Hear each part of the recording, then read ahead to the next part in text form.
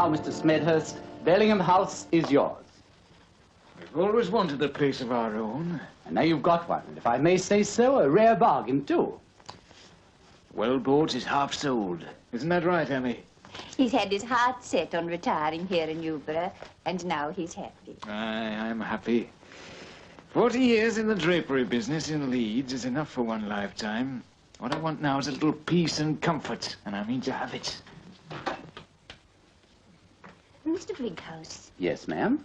I've had it in mind to ask. Yes, ma'am. Oh, I know it may sound silly, but why has the house been empty for so long? If it hadn't, it would have been double the price. Now, I was asking Mr. Brighouse, dear. To appreciate this property, one requires not only money, but taste. Well, our tastes are very simple. You'd think there'd be thousands of people like us. How long ago did this Miss, Harkness die? Oh, about 40 years. And nobody's lived there since? No, I believe not. It's a long time.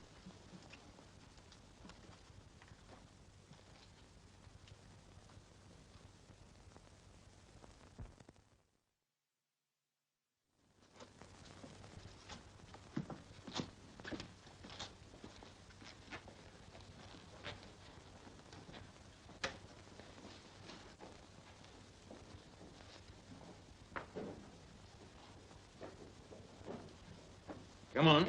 What's up? Well, houses are more than just bricks and mortar. Like an empty scent bottle that's been empty for years. Well, you can still smell the perfume. At least you fancy you can. There are no smells in this house. I've had all that tested. Oh, I shouldn't have tried. Now, don't be angry.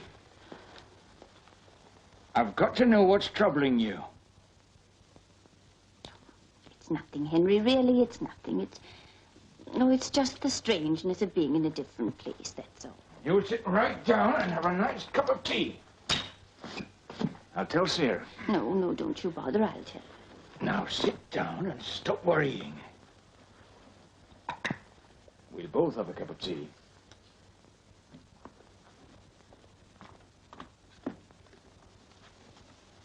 I'm going to give the first order in our new home on the... That's funny. Answer it, dear. Hello? Hello? If someone's trying to be funny... Now, let me do it, dear. Let me do it. Hello? Hello? Well, who's speaking? Would you speak a little louder, please? Sent for who? Well, that's the queerest thing. It was a woman's voice. It sounded very far away. What did she say? Well, I couldn't quite make out exactly, but it sounded like send for Dr Marsham.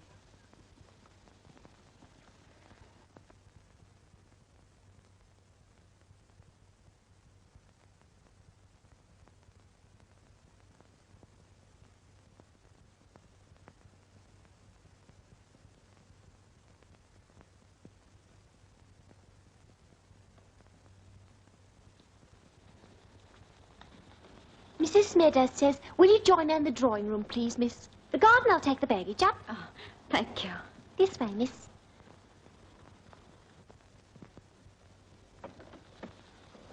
Miss Allenby, ma'am. Good afternoon, Miss Allenby.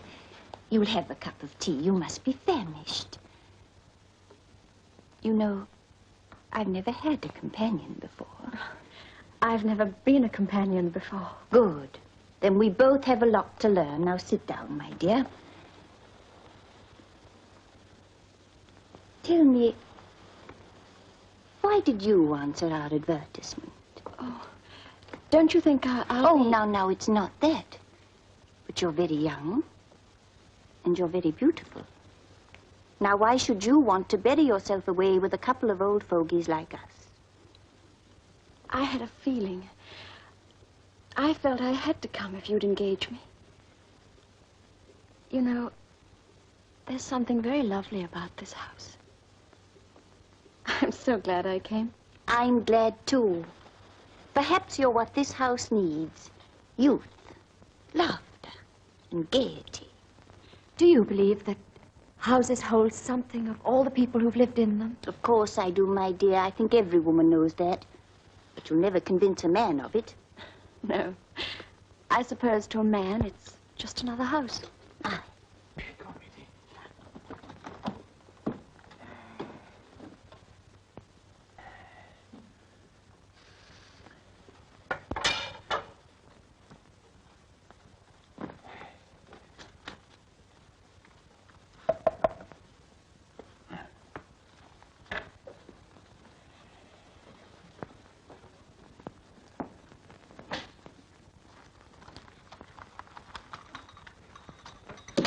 I hope there's a bite of something left for 2 hungry men.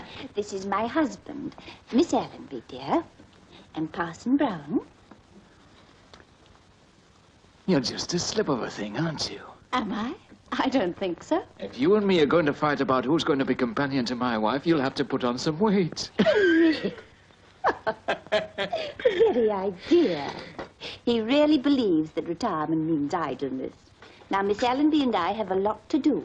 You've made a position for yourself, and we are going to help you to keep it up. You two girls are getting on fine, and no mistake. And what is your opinion of our humble home, young lady? I love it. You'll love it still more when we've had a few parties and the place begins to liven up a bit.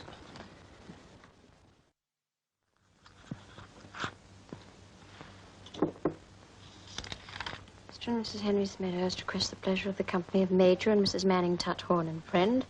Dinner on the 14th at 7 o'clock.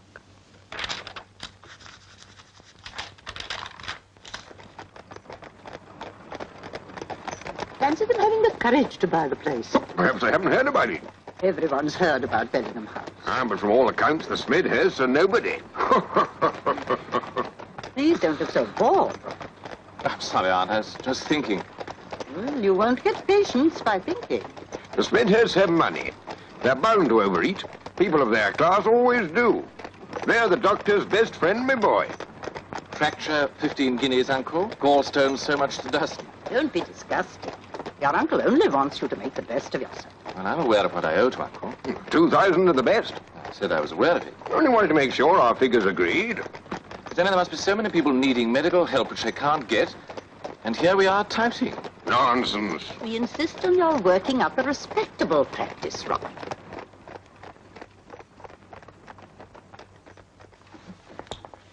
Why couldn't I have had one of those with the new patent fasteners? All you have to do is buckle them up. It wouldn't be correct, dear. It would be comfortable. Well, I shouldn't be comfortable if you weren't correct. Besides, what would Major and Mrs. Manning Tuthorn think? They'd say I was sensible if they knew what was what. Now, you know they wouldn't, dear. This new fastener's right up to date. Gentlemen are never up to date. How did we get mixed up with these two tones? Manning Tuthorn, dear. They left cards. Oh, I see. Then what? Well, naturally, I left cards. Good, that made the score even. They're coming to see if we'll do. Do what? If we'll pass muster. And then if they find that we're presentable, they'll invite us to dinner to meet their friends. Then I suppose they'll leave cards. And so forth, and so on. And so forth. Come in, dear. Now off you go, Henry. You know, I never knew it was such a job to be a gentleman. Come in, my dear. Excited? A little. Now that surprises me. I should have thought you'd be quite used to parties, having lived in London. Yes, but somehow tonight it's different. Your hands are trembling, dear. Oh, I'm sorry. Who's the friend they're bringing with them? I don't know, my dear. Someone for you. For me? My, just to make an even number at table, you know. Of course. Your hands are still trembling. Is there anything the matter? I don't know. It's as though... I don't know.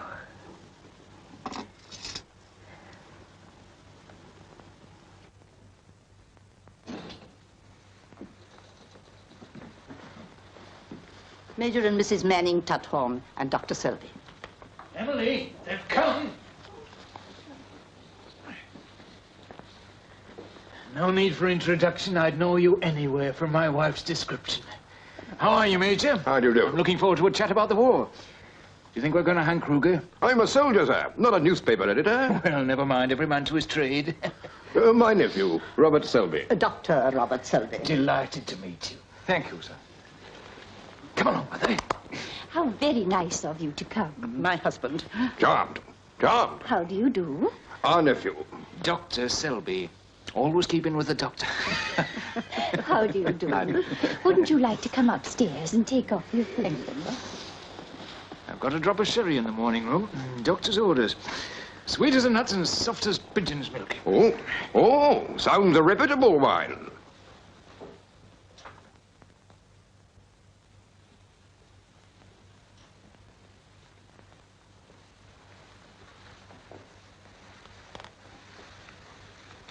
Good evening. Good evening.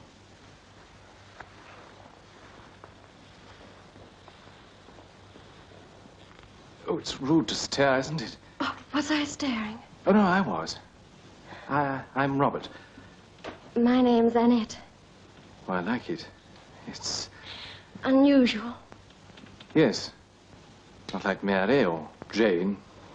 They're usual, aren't they? Yes, perhaps so. Robert's usual. Oh, no, I like it. Do you? Yes, it's manly. Not like Cecil. Or Clarence, or even Claude. Do they call you Bob? No, not very much. You see, Aunt and Uncle are rather starchy. I never expected to find anyone like you here. I'm Mrs. Smedhurst's companion. I think I'd better go to the drawing room and see about the fire. Oh, I'm very good with fires. Couldn't I help you? No, there's nothing to do. Oh, but two hands are better than one. Your sherry's waiting. Blow the sherry. Hey, Robert. What's the matter with you? Moonstruck? Moonstruck. You know how people simply will gossip. It's ridiculous, of course, but they say you have a ghost. Oh, I don't think it's ridiculous. They say that about so many houses. Yes, I know. Cavaliers and monks and such like. But your ghost is Elizabeth Harkness. She was the daughter of the last owner. Quite a young girl and very attractive. Well, nobody's ever seen her, Aunt. How do they know that she was attractive? Well, really, Robert, if you prefer to tell the story yourself. Sorry, Aunt. She was very delicate. They say that she fell in love with the young doctor who attended her. Well, they say so many things. Well, after all, the father did make the two old servants her guardians. That came out at the inquest. Inquest? Elizabeth was found dead. She'd taken an overdose of something or other. Mr. and Mrs. Abbott, the old servants, you know, they got all the money. The servants? But why? How extraordinary. Well, not really. They'd been promised it as a reward for looking after the invalid daughter in a proper manner during her lifetime. Why should she take an overdose? Oh, just an accident. It was murder. That was just gossip, Alistair. Anyway, after she died, of course, everyone said the house was haunted. There was a haunted bungalow in Double Paw. Ghost of a rhino. Made a shocking mess. We were discussing this house, Alistair. And that's why no one would live here. Poppycock. Really? It is poppycock. Anyone who believes in ghosts is daft. Anyway, if there is such a thing, I'm grateful to it. Saved me a deal of cash. Twaddle. I wouldn't say that, you know. An aunt of mine had a place in Shropshire where the bells used to ring. And the butler was always bringing in whiskies and sodas. Well, there was the speaking tube, Henry. Now, they don't want to hear about that, Mother. What about the speaking tube? Oh, never mind, dear. Shall we leave the gentleman? No, allow me.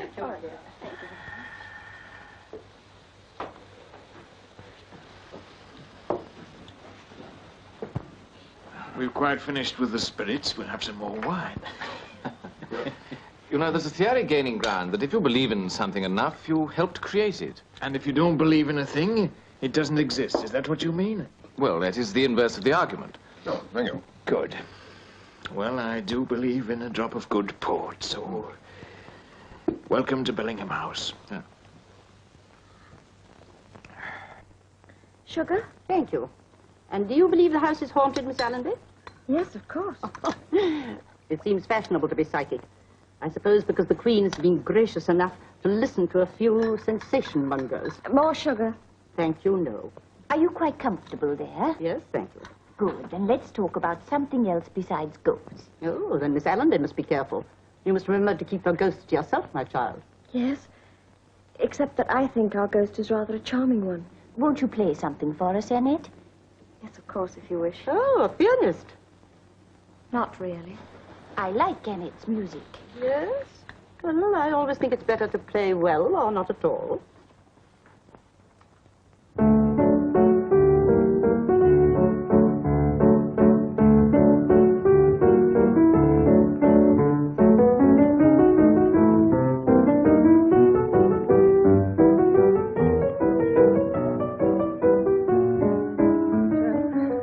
I've never heard that piece played quite that way before.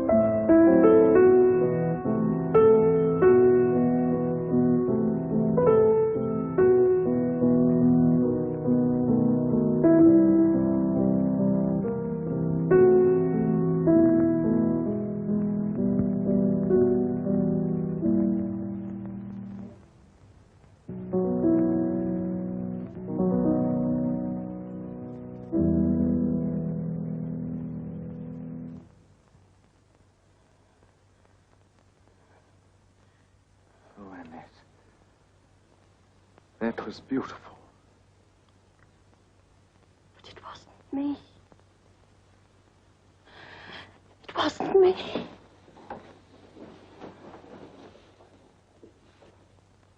Robert, could you... Not just now, Aunt Florence.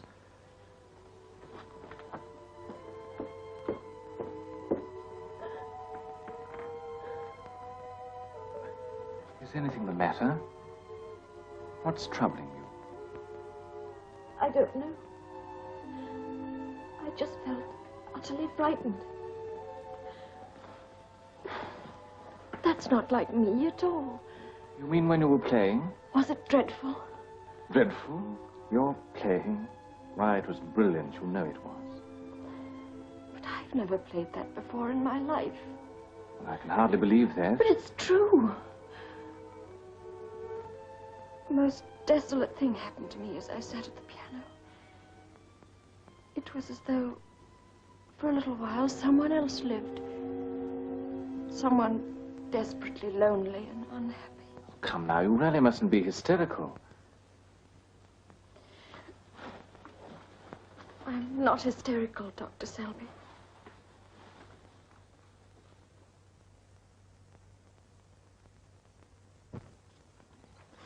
I wish all women were at the bottom of the sea.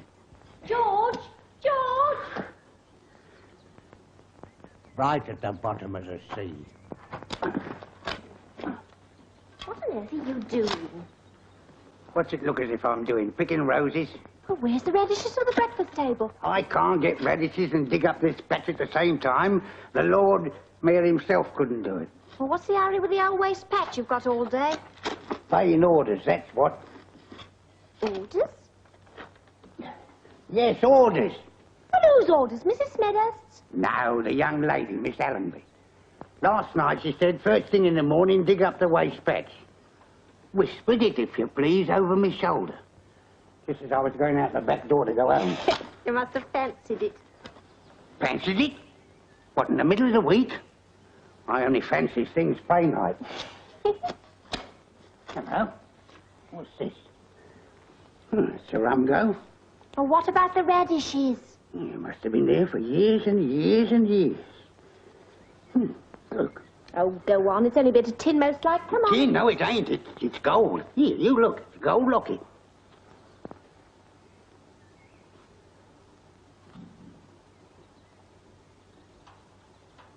Well, I never. It's a gold locket, all right. It'll take a bit of cleaning. I'll clean it when I do the silver, sir. No, I'll do it, Sarah. It'll give me something to do. What's George doing, digging up the waste patch? He's enough on hand as it is. Yes, sir, that's what he said, sir. Rare put out about it he was. Said he was giving orders, sir. Whose orders? Not mine. I'm the one to give George orders. Yes, sir. Well, come on, whose? Well, he said it was Miss Allenby's, sir. What? You can bring in the coffee, Sarah. Yes, sir.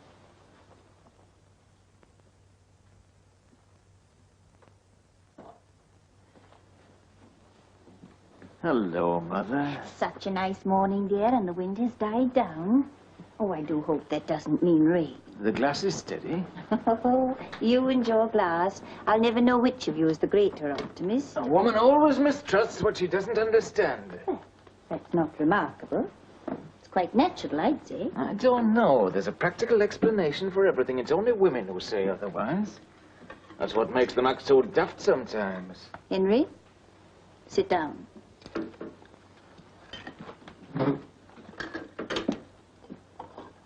Now, dear, what's been upsetting you? Now, I don't want you to take this wrong, Mother. No, dear. You're very fond of Annette, aren't you? Very. Aye. Why? I just wondered.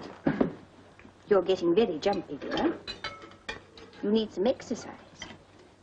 Now, why don't you go and help George in the garden? Garden, eh? Yes, dear. In the garden. Thank you, Sarah.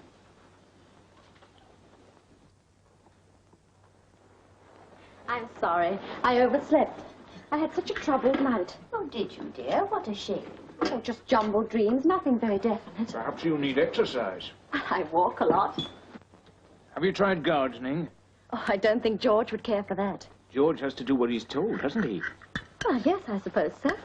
You suppose so. Don't you know? I don't know anything about George or the garden. Oh, this is news to me. Henry, what is all this leading up to? All right, I'll tell you. What right have you to order George to dig up the waste patch? I think there must be some mistake. I haven't even seen George. You haven't? No. And why on earth should I order him to do anything? It wasn't you, Mummy. Now, why don't you eat your breakfast? Of course it wasn't. George! Come in here! Come on! I'll soon settle this. If there's one thing I can't stand, it's mystery. But no. The Manning Tutthorns are coming to tea on Are Wednesday, they? dear. George is the last person to be muddle-headed. Dr. Selby has a new motor car. Those newfangled contraptions. Where is George? Now, why can't George wait till after breakfast? I don't like things hanging over my head. Come in.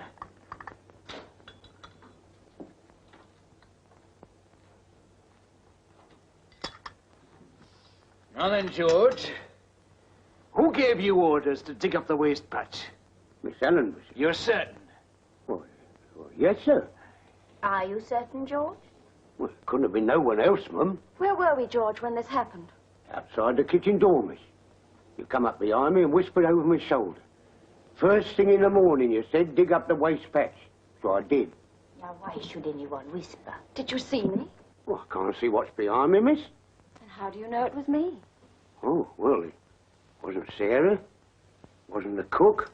It wasn't the others. Who else could it have been? Why didn't you make sure? Well, I didn't like to, sir. I was took by surprise, like. That whispering, it fair give me the shivers. Now, why should Miss Allenby give you the shivers? Well, The fact is, you're not certain who it was, are you? well, if it wasn't Miss Allenby, sir, who else could it have been? You better get back to your cucumbers, George. Yes, And in future, do what I tell you. yes, sir. Now, I'm going to say one thing more, and then the subject's closed. Things don't happen without cause.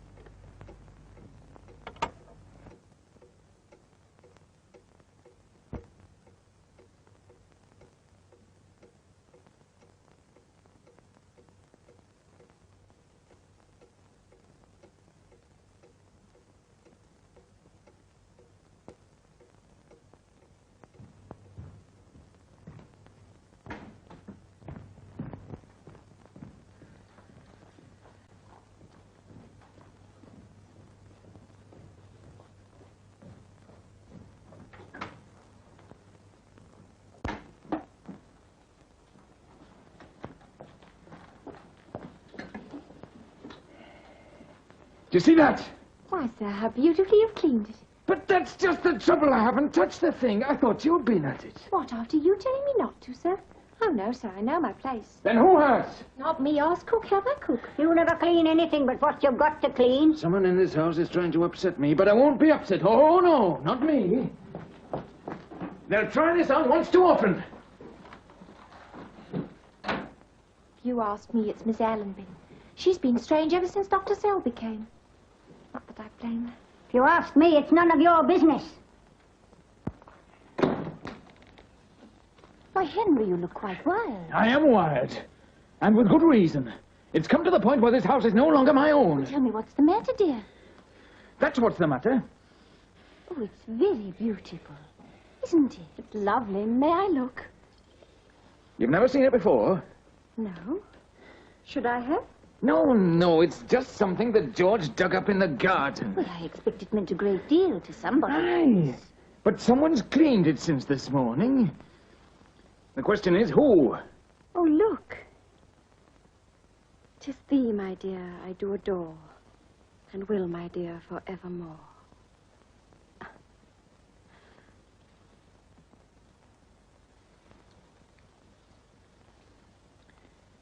It'd look well on Annette, wouldn't it, Mother?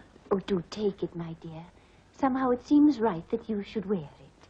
I wonder. A little bee suffering. Come on. Thank you. Something is always left behind, isn't it? Yes, dear.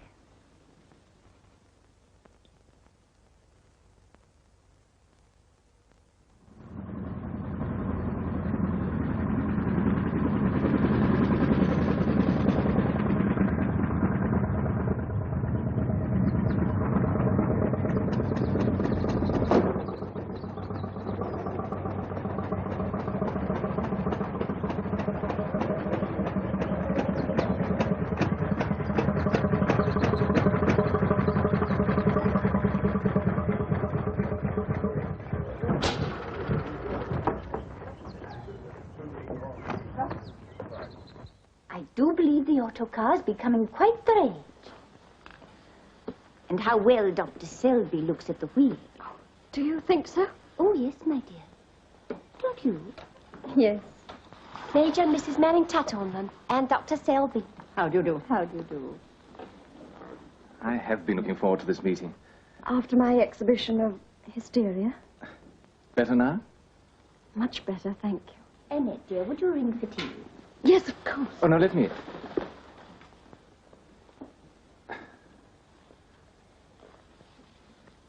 Did you see us arrive? Yes, I thought it was wonderful.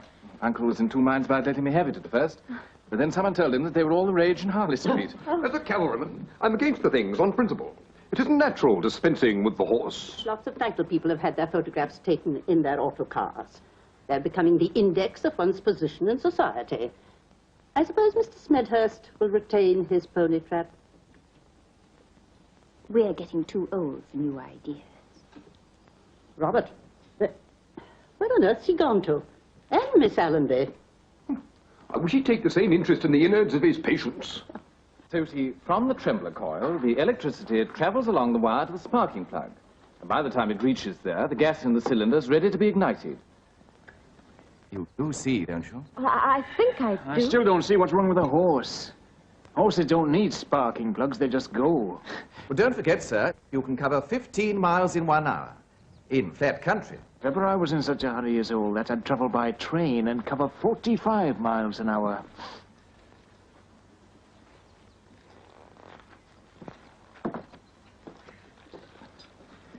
I was wondering if you and Mrs. Smedhurst would like to come for a drive one afternoon. I'd love to take you. Oh, I've never been motoring before. Is it very thrilling?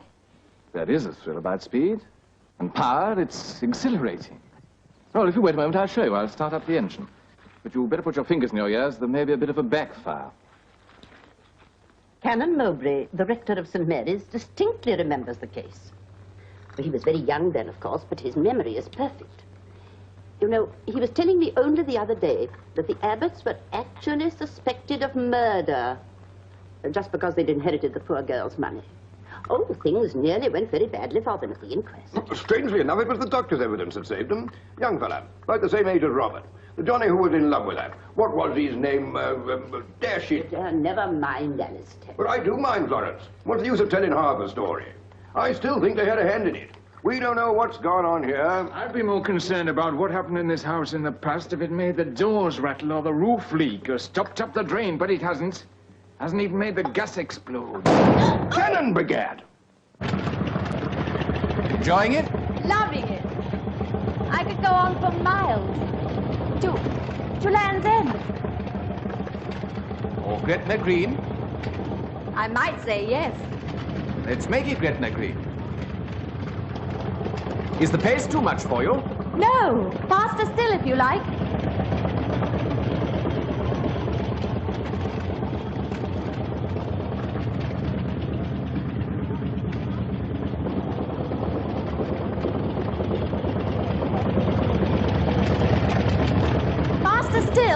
Well, we're doing pretty well already.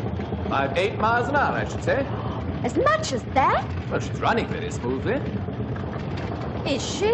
Oh, yes, she's beautifully sprung. Much quieter than the early models. Oh, is she? May I steer? It's a bit tricky. I'll guide you.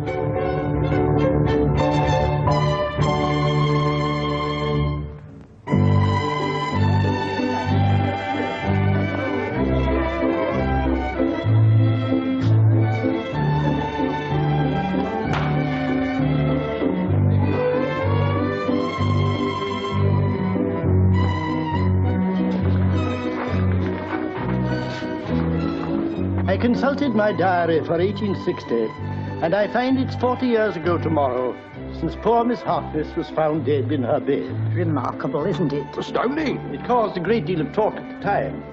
I remember... You used to come over for the cricket festival. We've always loved you, loved it. Pleasant to see this house alive again. It's always seemed so dead.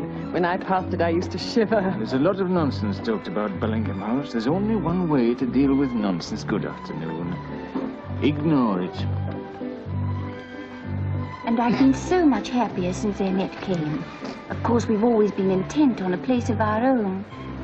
If only our own children had been spared. Speaking as a man whose quiver is not only full but overflowing... John, don't be delicate.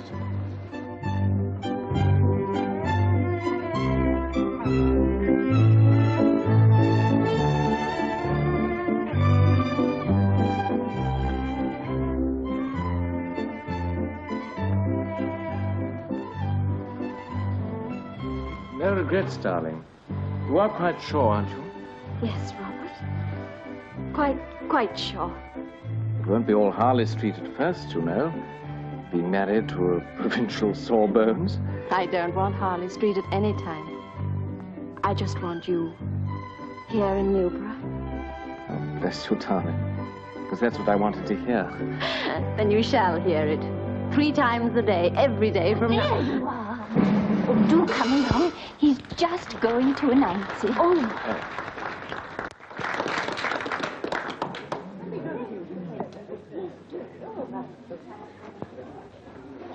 Now, come along. This concerns you too, you know.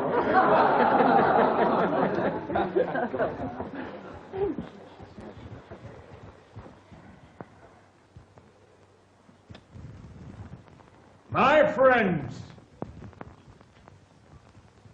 this is to me just as it would have been if our own 2 children had been spared to us. Both a happy and a sad occasion. As you grow older, you learn one thing. Every house needs young people. It's lonely without them. She says? Forced to reflect on this means? as they make their Give over, pilgrimage can't you? through life. How can I hear him speaking when you keep your pin? How many But what's he realize say? the great What's truth he say? until What's it he is say? Shh. So when Annette came to us, we began to forget we were lonely. We began to forget we were old. And the house forgot it was dead.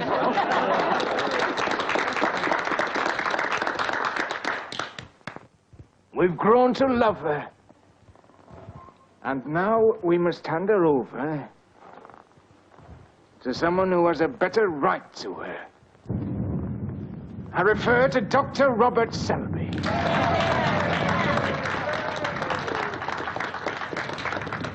Bob needs no introduction. You knew him before I did. That's your good fortune.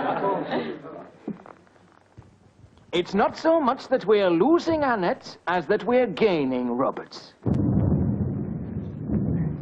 And now it only remains for me to announce their engagement and to wish them long life, prosperity, and sunshine all their days. Better weather, in fact, than we're going to have in a minute. Now run along indoors before it starts coming down.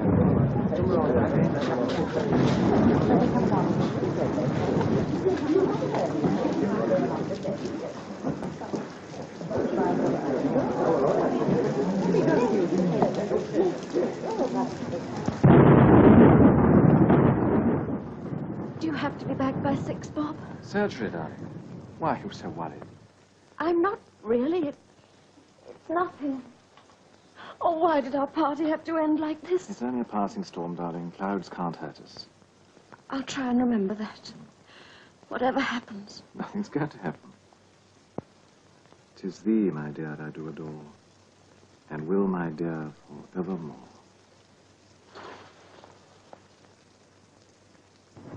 The sun will be shining tomorrow for our drive. Bless you, my dear.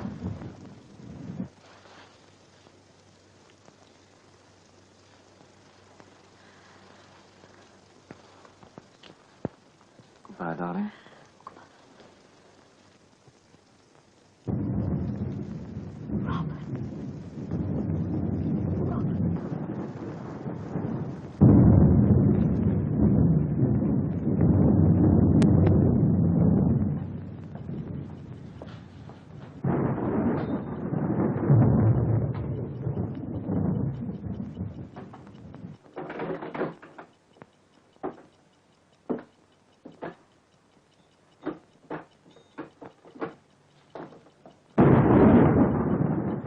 I was born and bred in these parts, and I've never known a storm last this long.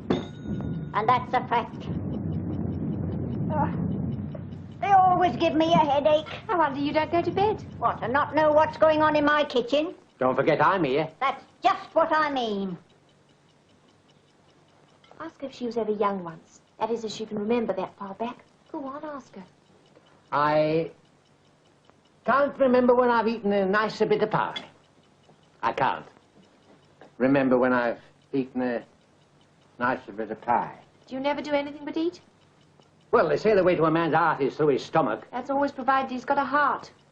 Damn that storm. No, temper. Well, I'm sick of it. And I'm sick of this house, too. I don't want to come over, the master and missus, ever since we've been here.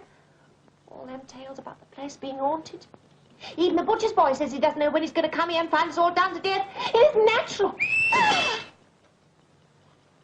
Take no notice.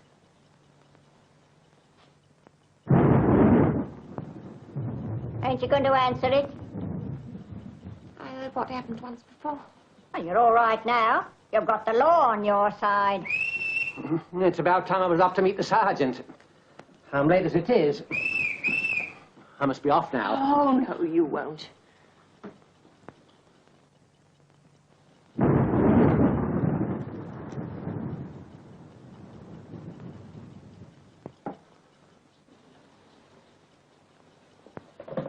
You deserve the VC.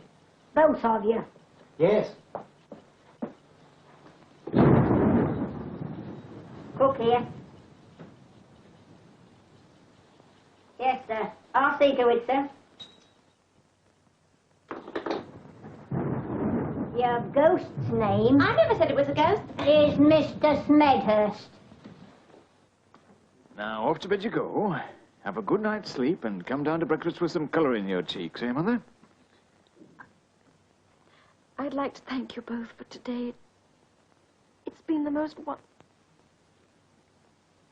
night.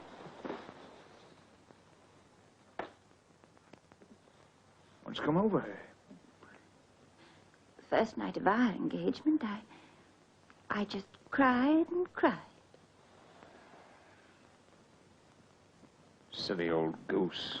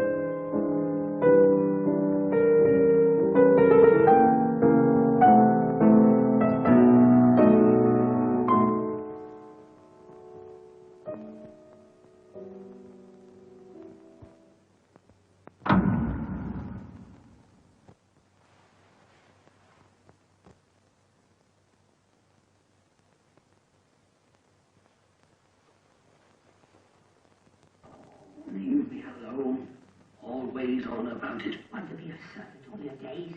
Use your head, man. You're afraid, that's what.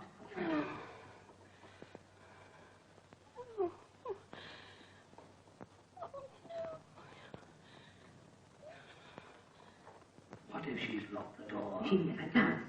Try it. I don't want to. Here, let me go. No! No, you mustn't! No! No! No! No! No!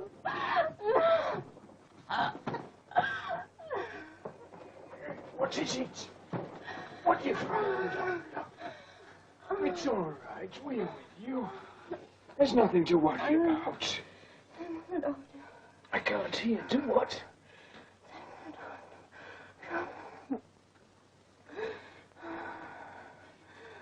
Send for Dr. Marsham.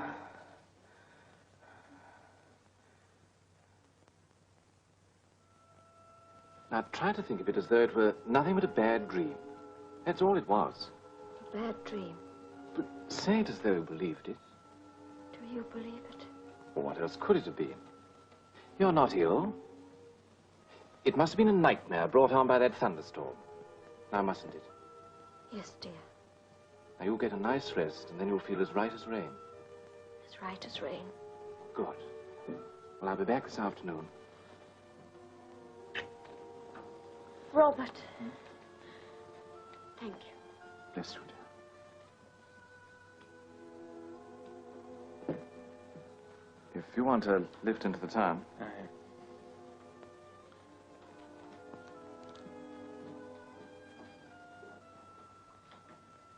Now just lean back and be comfy, dear.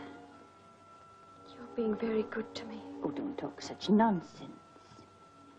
I wonder if you should. Why, you're like one of our own.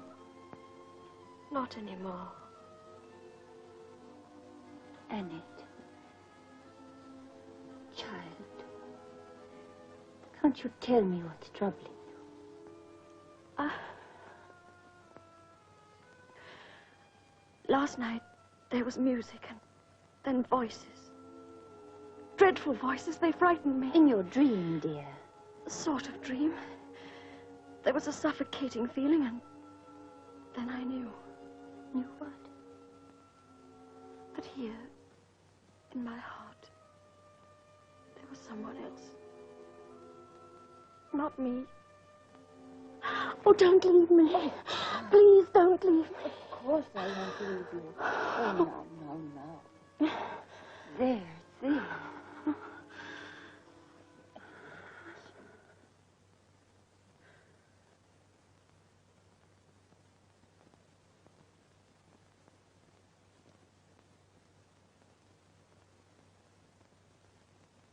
You must go now. Dr. Marsham ordered me to rest, and I shall. I must be careful not to overtax my strength. He thinks so much of me. So very much.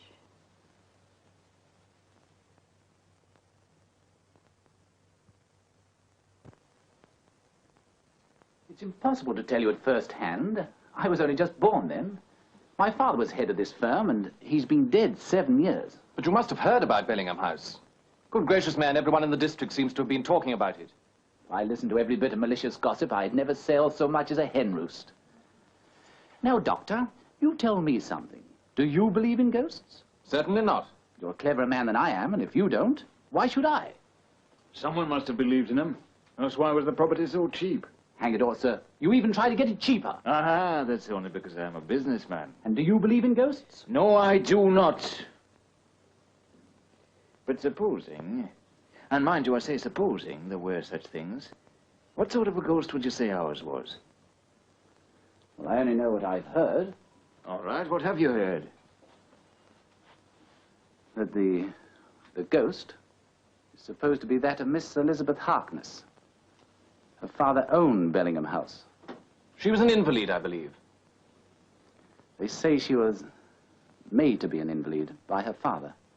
Jealousy, over devotion, call it what you like, he shut her away. In Bellingham House? Yes, so they say. After the father died, the young lady lived on in the house. With the housekeeper and her husband. Mr. and Mrs. Abbott. Was she an invalid all the time? I understand so. Attended by a doctor? I imagine so. His name?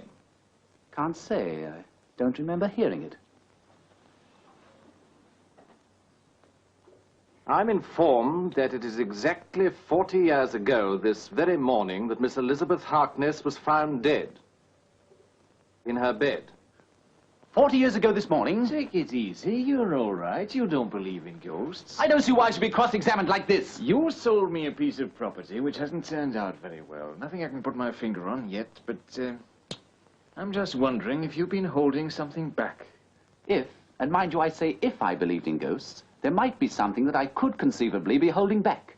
But I don't believe in ghosts. And you don't believe in ghosts. I've told you already. And you, Dr. Selby, don't believe in ghosts either, do you? No, I don't believe in ghosts either. In effect, the reason that you got Bellingham House at such a bargain is there are a lot of foolish people who do believe in ghosts. Good day, gentlemen.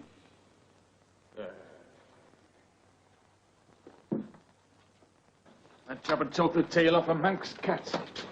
What I need now is a breath of fresh air. A deep one.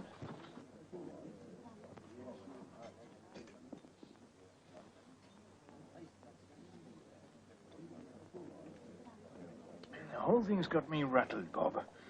It's not only Annette. Ever since we moved in, the wife's been, well, unsettled. Nothing in particular, just something about the place. You might call it atmosphere. I bought a house, not atmosphere.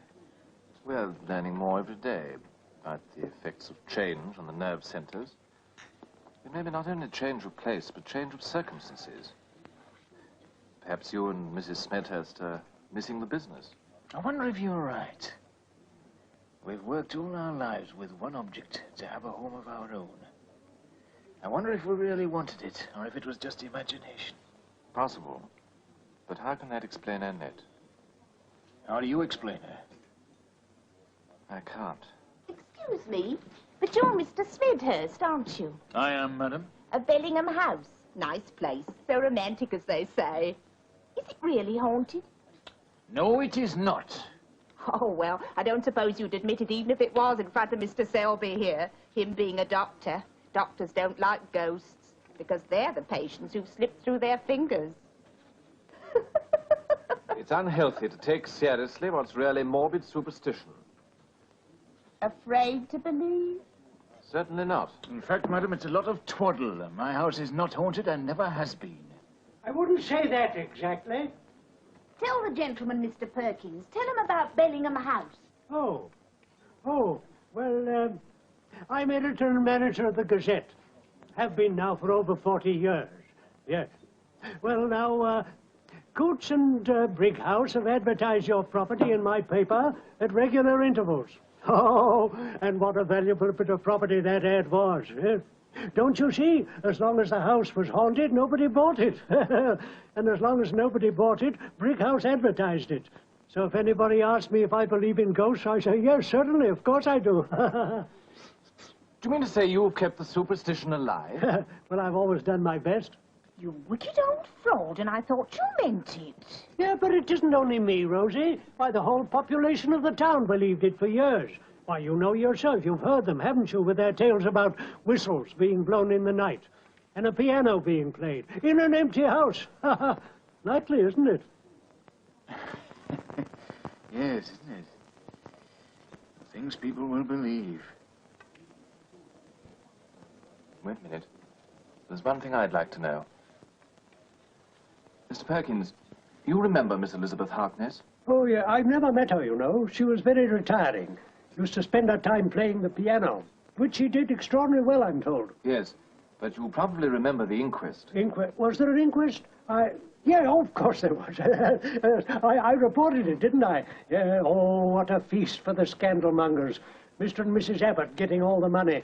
The whole town said they'd murdered her. But they couldn't upset the doctor's evidence. No, heart failure in her sleep. Overdose of Veronal. Can you remember the name of that doctor? Yes, of course I can. Nice young fellow, good looking, something like yourself. Yes, but what was his name? His name? Well, good gracious me, his name. Extraordinary thing. I can see him right in front of me. Oh, Dr. Marsham. Send for Dr. Marsham. Send for Dr. Marsham. Send for Dr. Marsham. Send for Dr. Marsham. Send for Dr. Marsham. Send for Dr.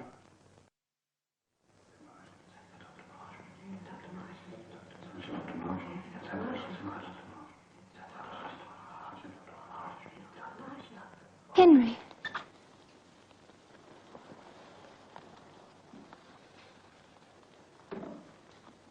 You know, this house is haunted. Yes. I know. I'm glad you know. I've been hoping that you'd give up fighting against it. Because I know I'm just going to begin fighting. I'll protect my own, and no power on earth is going to stop me. How's Annette? I don't know. You don't know? I understood she was going to stay in bed and sleep. She's still in bed asleep. Well, why say? Bob Selby's worried about her.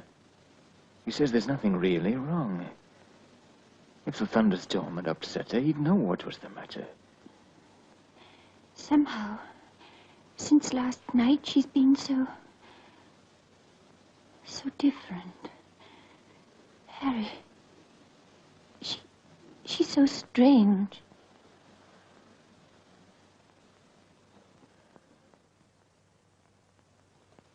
And though I wait for thee 1,000 years, through waiting will I love thee yet the more. And though I fill an ocean with my tears, my joy will thus be greater than before. And this, my prayer for evermore will be, that in the end, thou wilt come back to me. Why did I say that? I've never heard it before. I've never read it anywhere. I don't know where it came from. Who are you who always stand behind me, trying to push me out of the way? I'm Annette Allenby. I love Robert Selby. You can't take that away from me. You shan't! Oh, why? Oh, why don't you leave me alone? Annette. Annette.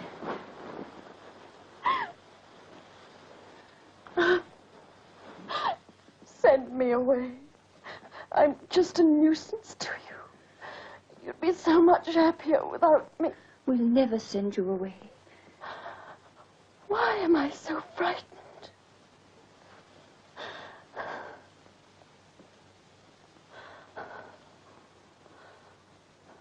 We've bought this house and all that goes with it.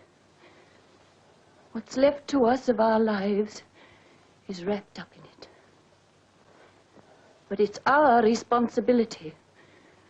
And if there's anything that this house owes to anyone, living or dead, we shall pay, as we've always paid our debts.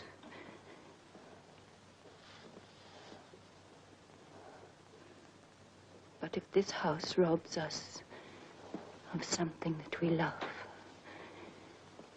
then we shall destroy it, brick by brick, until there is nothing left but the weeds and memories.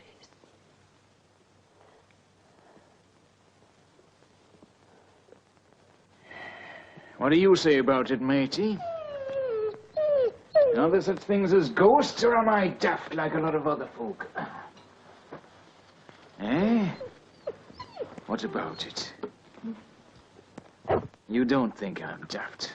Well, that's a comfort. I respect your opinion. If I've got to give up this place, it'll mean we'll be laughed at. I wouldn't like that. Neither would you. Hello, Mother.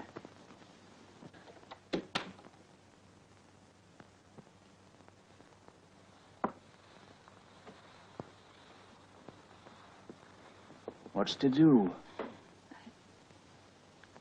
I'm afraid I'm not quite as strong as I imagined I was. I thought I could do it. Perhaps I've succeeded. We'll just have to wait and see. Something to do with Annette. Now, Henry, don't think I'm silly.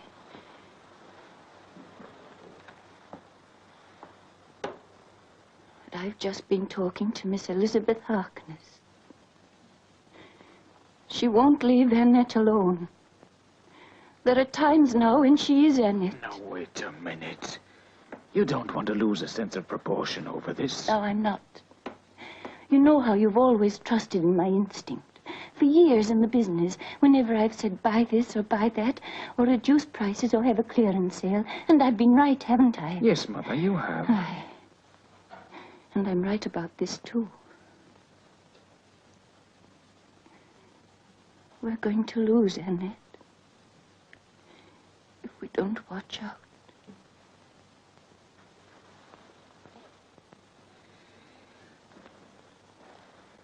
We ought to send her away. It'll be kinder.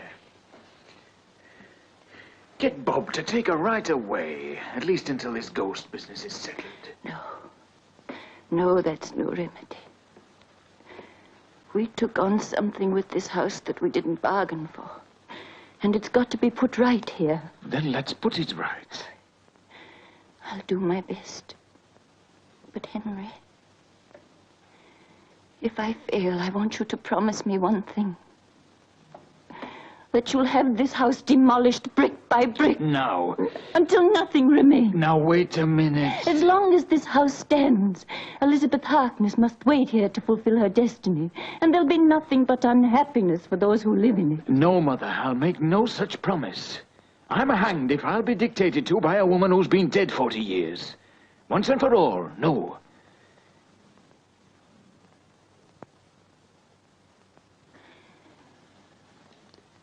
Very well, Henry.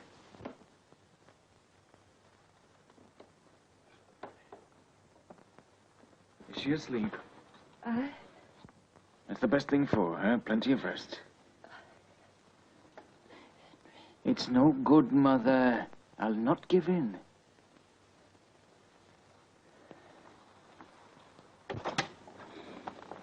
Why hasn't he been to see me? Why hasn't who been? You know who I mean. You've told him not to come anymore. I haven't. I don't know what you're talking about. It must have been you. It couldn't have been Mrs. Abbott. She has orders to admit him at all hours. She wouldn't have dared. Oh, just sit down and rest, and we'll find out why he hasn't come. Oh, no. No, you can't strap me to a chair again. I won't allow it. Father isn't here now to make you do it. He's dead, so he can't. Oh, send for Robert Selby at once. No, nobody must come but Dr. Marsham. I want him. Send for him. If I die, my money won't do you any good. I know you want me to die, but I won't. You'll have to murder me. Oh! Oh! Let me go. Let me go. You're breaking my arm. Oh. Oh. What could you done to my arm? Oh, send for Robert, quick.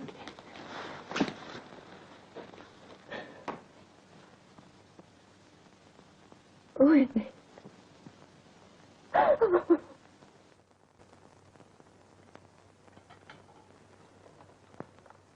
Did she sleep at all? It's difficult to say. She rambled a lot. How ill is she? Very ill.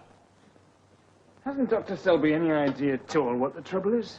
I'm not in the doctor's confidence. This girl's been ill in bed for the better part of a week, and no one seems to know what the matter is.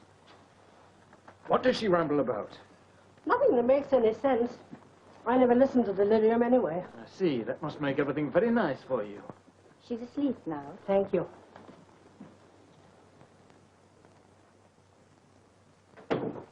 Nobody's going to tell me something can't be done about it. There's no reason for it. She was perfectly well and happy. I've never seen a girl so happy.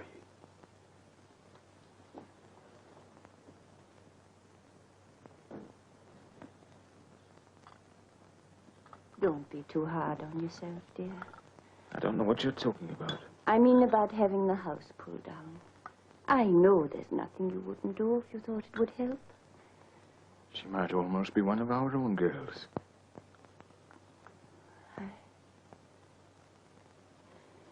And we'll save her, Henry. If she's to be saved. Just don't lose faith, dear. I'll try not to.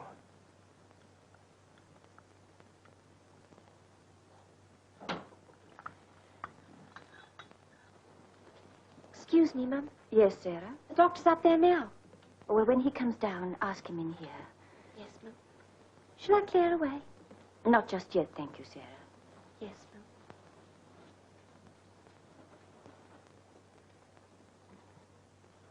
You knew it all the time, didn't you? About the house, I mean. I didn't know, dear. I had a feeling. I should have taken more notice. You believe that when we die, we'll leave behind something of ourselves. I mean, some kind of influence for good or evil. Something like that, dear, yes. And if we haven't done what we were meant to do, we can't rest until... Until it is done. Aye. Well, it is just possible, dear, isn't it? I suppose so. There's no way of disproving it. And Elizabeth Harkness died before...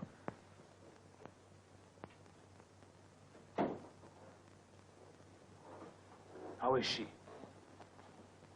About the same. Have you no idea? No.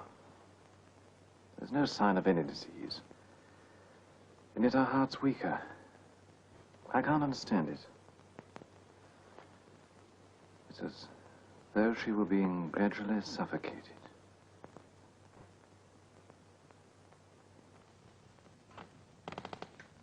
I can't stand much more of it, that I can't. The poor young lady lying there, pale as death, the faraway look in her eyes. You can't beat me into not loving him, she said. Didn't sound like her at all. Fair made my flesh creep. Maybe the dispensary boy with the medicine. Tell him to knock next time. It's quieter.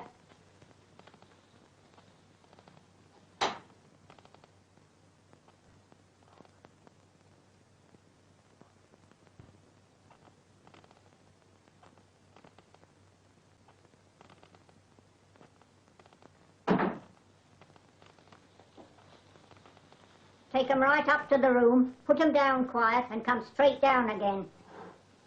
I don't want you hanging around.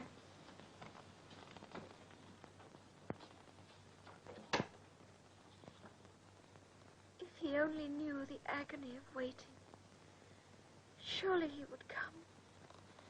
Surely, surely. Annette.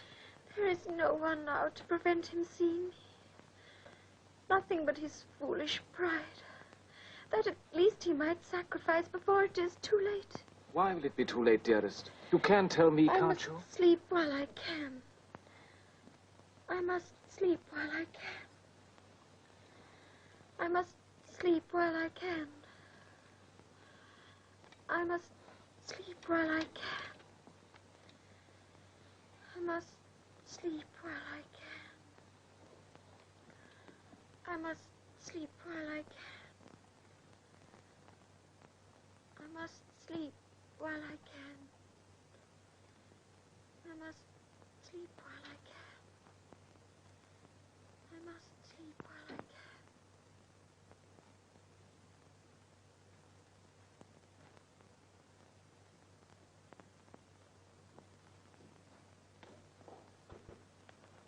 Well, any improvement? And if anything, she's worse. There must be some way of finding out what's wrong with her. I wish there were.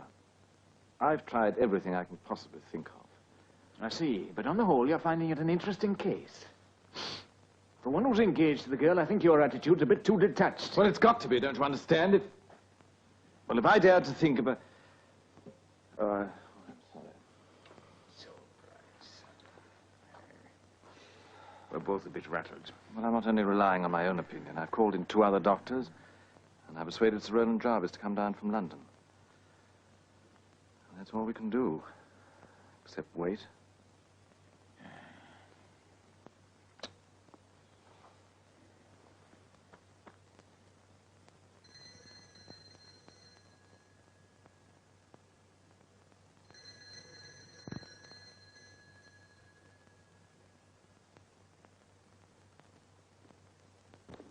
Oh, I'll answer that.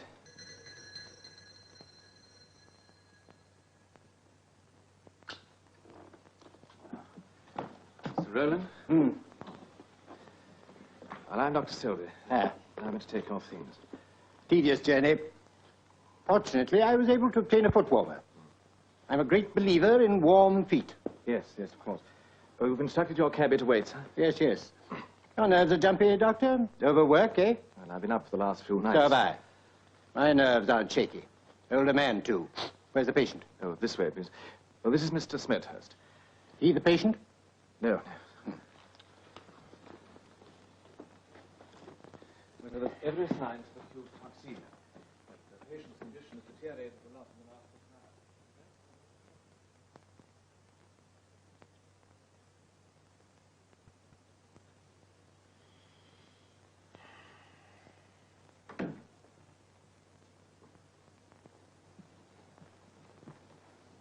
Oh, this is Sir Roland Jarvis, nurse.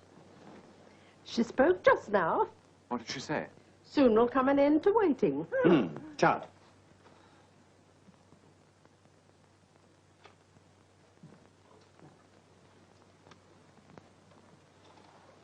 Annette, this is Sir Roland Jarvis. He's come to make you well again. So many people. Never the right one.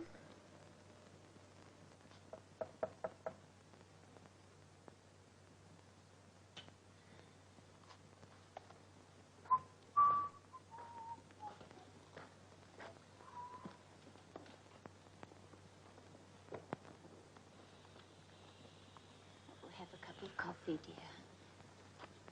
Oh, thank you. It'll do you good. Oh, and stop fidgeting. You'll be ill next if you're not careful.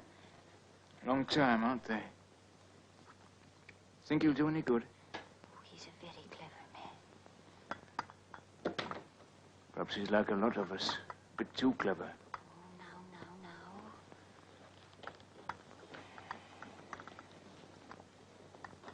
I'd like a word with you, gentlemen.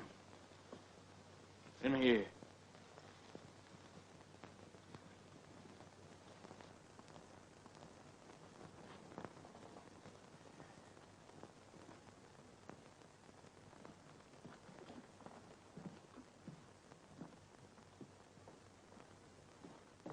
Well, what's the verdict?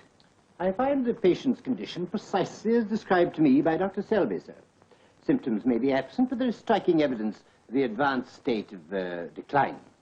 Theoretically, the girl should be dead. I don't care tuppence a ton for theory. What's the plain facts? Plain facts are that if we can't relieve this condition, it is improbable that she can survive many more hours. Right. How are you going to relieve it? Dr. Selby has already given the proper treatment. I may say that he's done precisely what I myself should have done under the circumstances. But it hasn't worked. Well, there's always a possibility that it may. Sporting chance? Yes, chance. Well, that's not good enough, is it? Well, in the absence of any cause for this condition, I'll tell you the cause. This house is haunted. My dear Mr. Smedhurst, every house is haunted. If we are to believe popular rumor, our very highways are congested with the spirits of the departed.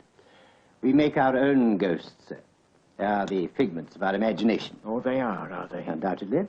Ask any busy man if he believes in ghosts. I have. I'm a busy man, and I've asked myself, and I'm not very satisfied with the answer.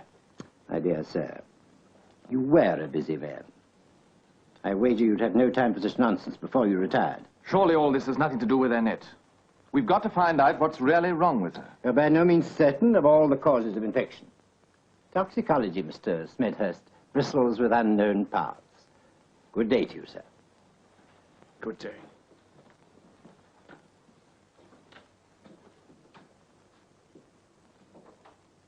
Toxicology.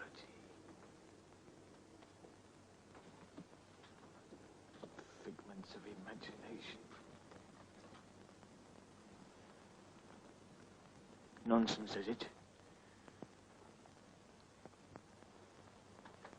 We'll see. It's all right. You've got nothing to lose by talking. I bought the place. That's all there is to it. I don't care if I give it away or have it blown up by dynamite. You won't have to give me my money back for it. All I want from you is talk. You had plenty of it when you're trying to make a deal. Well, come on. But I keep telling you, sir, it's nothing but local gossip, servants, postmen and the like, and the occasional long-haired gent from London. There's nothing you can put your finger on. I'm the best judge of that. Your father picked up Bellingham House for a song. Well, I wouldn't say that. Well, he ought to have done. It took 40 years to find a mug like me. How many times did you nearly sell it? Oh, several times. What put him off? Nothing, really. Come on, out with it. We had a little trouble with the speaking tube. Little trouble? Speaking tubes? Why didn't you have them taken out? We didn't like to. There! And you don't believe in ghosts? No, certainly not.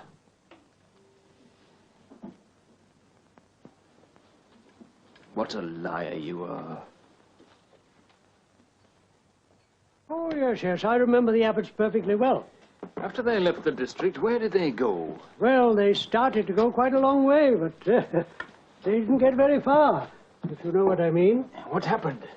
Well, they realized the estate as quick as maybe, and then took ship for America, going to settle down there, you know. But, in a manner of speaking, the ship settled down instead, you know. There were only a handful of survivors, and they didn't include Mr. and Mrs. Abbott. So the young lady's money didn't do them any good? Well, no, I suppose not, if you look at it in that way. I do look at it that way.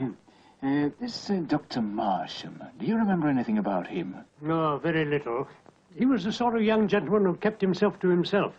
The rumour went about that he was in love with Miss Harkness, but didn't dare mention it to her. Why not, indeed? Well, it's understandable in a way. First of all, the father, you know. He was a Tartar. And after he died, there was the money. And the fact that Marsham was a doctor and she was his patient. Etiquette, you know. Funny thing, etiquette never bothered me much. And after Miss Harkness died, what happened to Dr. Marsham? He sold his practice and left the neighborhood. Yes, people said that he had a broken heart. Others said that he was in with Abbott and his wife and got his share of the cash. You know how people talk. And he's never been heard of since? No, must have died years ago. Why should he? You remember him and you're not dead, are you? Yes, that's right. Ah, I see what you mean. Yes, I never thought of that. Funny how we don't think of those things. Yes. Have another. Yes, I think I'd better, before it's too late. Same again, please, miss. Excuse me, Inspector. Mr. Smedhurst of Bellingham House. All right, show him in. Yes, sir. This way, sir. Mr. Smedhurst. How do you do, Inspector? Do you mind if I sit down? What can I do for you, sir? You can tell me where I can find Dr. Marsham. Dr. Marsham. He used to practice in this district once. Indeed, sir? How long ago? About 40 years. Well, now, why not try somebody a little more up to date? I beg your pardon. We've got some very excellent doctors in the town, sir. There's Dr. Brown, there's Dr. Robinson, there's Dr. Selby. I have a particular reason for wanting to find Dr. Marsham. Uh-huh. Do you know Dr. Marsham, sir? No, sir, I do not know him. Do you know his present or recent whereabouts? No, I don't. Do you know whether he's alive or dead? I don't know that either. And you couldn't furnish us with a description? Of course I couldn't. Oh, you don't give us much to start on. I realize that, but we've got to do something. There's a young lady ill at my house. The doctors can do nothing for her. I've even had a specialist from London, but she keeps asking for Dr. Marsham, that's all. I've got to find Dr. Marsham. Oh. I suppose you've heard the rumors about Bellingham House. Oh, I don't pay any attention to rumors, sir. Neither did I when I bought it, but I'm beginning to change my mind. I don't know what to think. Well, I'll make inquiries about Dr. Marsham, but I can't promise results. Of course you can't. If you'll do your best, that's all I have a right to ask. We haven't got a lot of time if we're going to save Annette. I'm afraid we've only tonight.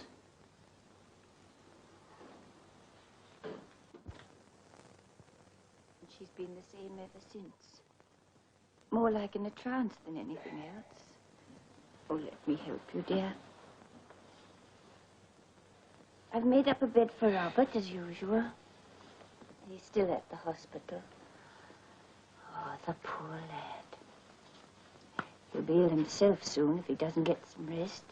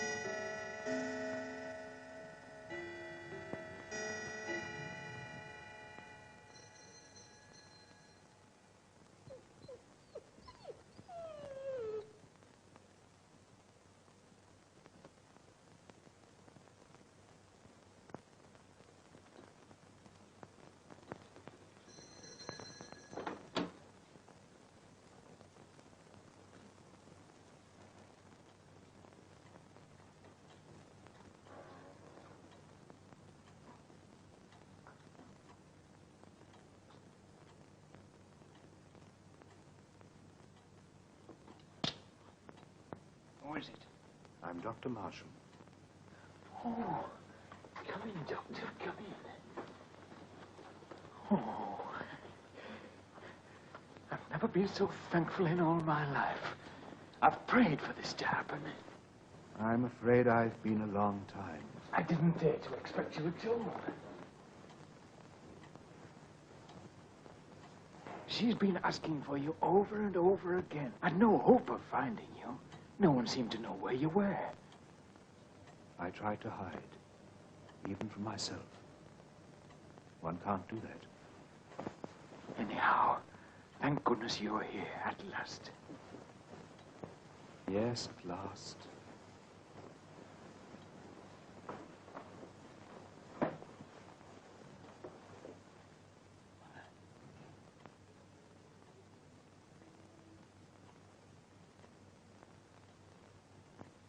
It's Dr. Marsham. Oh, I'm so glad. So very, very glad.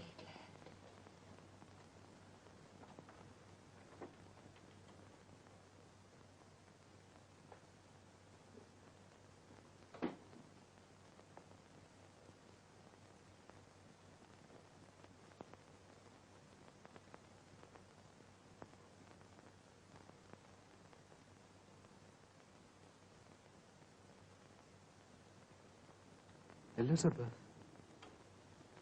Richard. At last.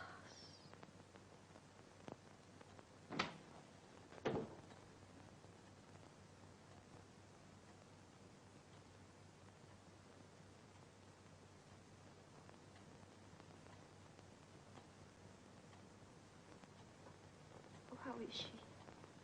There's no need to worry. She'll be quite well in the morning. So thankful. I don't know what we can say or do. I'm happy to have been of some help. Oh, won't you let me prepare a bed for you for the night? You're very kind, but I can't stay. Not now.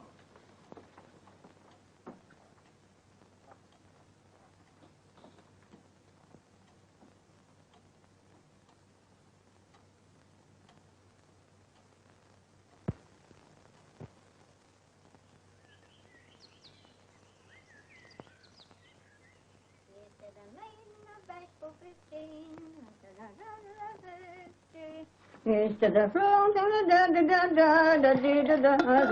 thrifty. So let the toast pass, la da da da, la da da da da da da da da.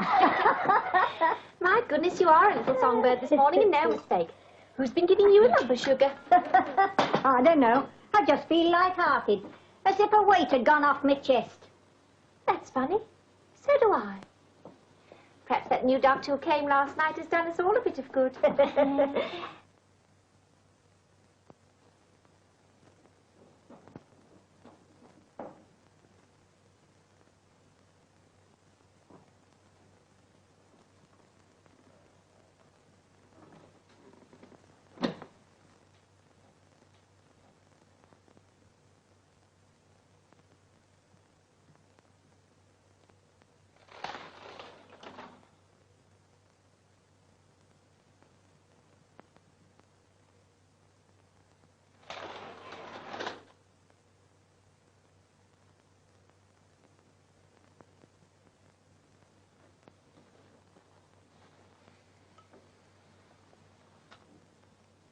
Annette.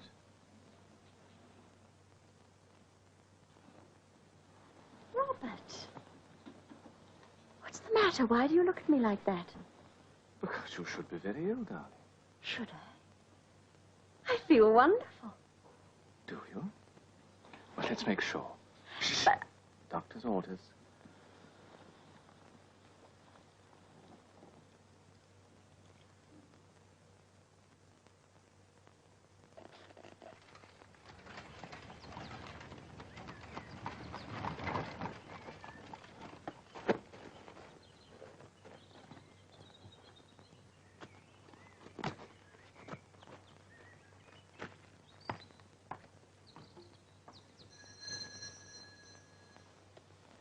Now, what the Turk does he want? Excuse me, sir. It's the police, sir. Inspector Barlow, sir. Thank you, Sarah.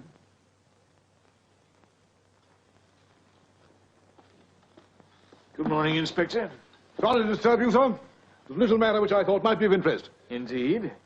About Dr. Marsham. Yes. We've located him for you, and he turned up last night. Oh? Yes, sir. He arrived at Newborough on 10:30 train. Dead.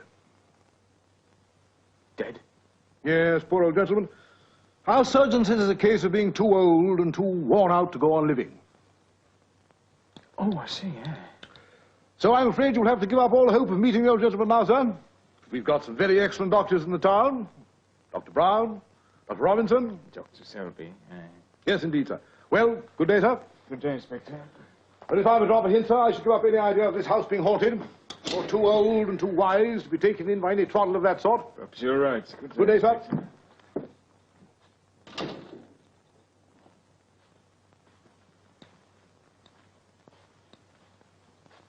Hello, Mother. Now, don't fib to me, you old fraud. What did the inspector want? It was about Dr. Marsham. We saw him here last night at 11:30, didn't we? Yes, dear. Well, according to common sense, we couldn't have, because at 10:30, he was dead.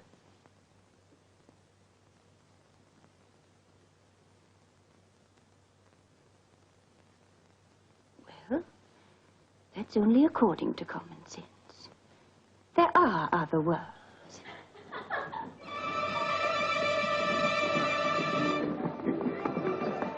Good morning. Good morning. You know, it's a funny thing about houses. You can feel the character of them. They're not just bricks and mortar. Well, it's very clever of you to have thought of that, dear. Aye. Huh? Oh!